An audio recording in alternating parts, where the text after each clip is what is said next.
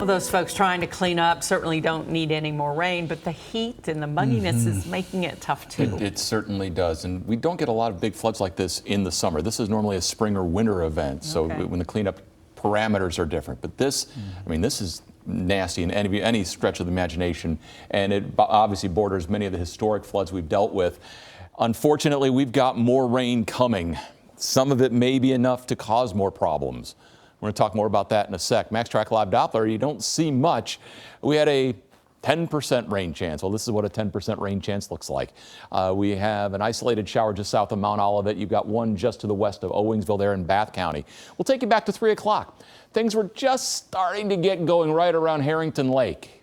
These were popcorn, just individual isolated storms. You notice there was just a very slow northward drift. I mean, it went from there to there in an hour. So here we are at 4 o'clock. But what I want you to watch here, as these storms were beginning to go through their collapsing phase, watch how this sends out an impulse, and you'll see it as a thin blue line. See it there? It actually makes a circle. Well, what that is an outflow boundary, and it's a trigger mechanism. It started creating that storm there by Richmond, the ones in northern Fayette County, and then those continue to propagate northward. So it was the storm begetting other storms, which is kind of an interesting thing to watch with the summertime popcorn thunderstorms that we have around. And I mean, the Max Track does a fine job showing that to you. We get a lot more storms in the area tomorrow. The atmosphere is moisture laden, so any one of those storms is going to have locally heavy rain. And the thing is, it's not just tomorrow, it's not just Friday, it's through the weekend and into next week with these high rain chances. The chance for excessive rain tomorrow. It's a slight risk, so again, we're getting into that stage 2, and it covers a good chunk of the area. Marginal risk across the southeast. On Friday, you've got a marginal risk area wide. Don't be surprised if that gets elevated as we see the potential for more heavy rain coming in here, and it'll be the case going on into Saturday as well and beyond.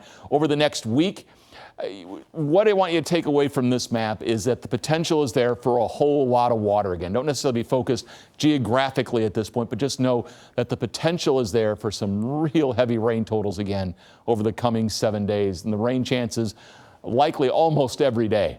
And it's more than just the summertime popcorn. These are going to be efficient rain-making storms, and there's going to be quite a few of them. Power outages are still a huge concern in the flood zone where Jackson County, or excuse me, Breathitt County, there around Jackson, you've got still 15% of the folks without power, 10% there around Hazard and back over to Hindman.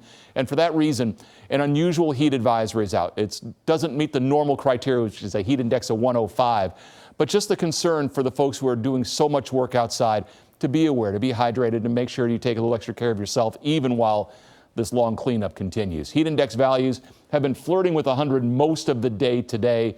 The rain's cooled some folks down. You can see where the rain's been in the south side of Lexington, 83, same in Cynthiana, where the rain has not been. Richmond's 89, Liberty comes in at 90. Bluegrass Airport, we're at 85. Earlier today, 92.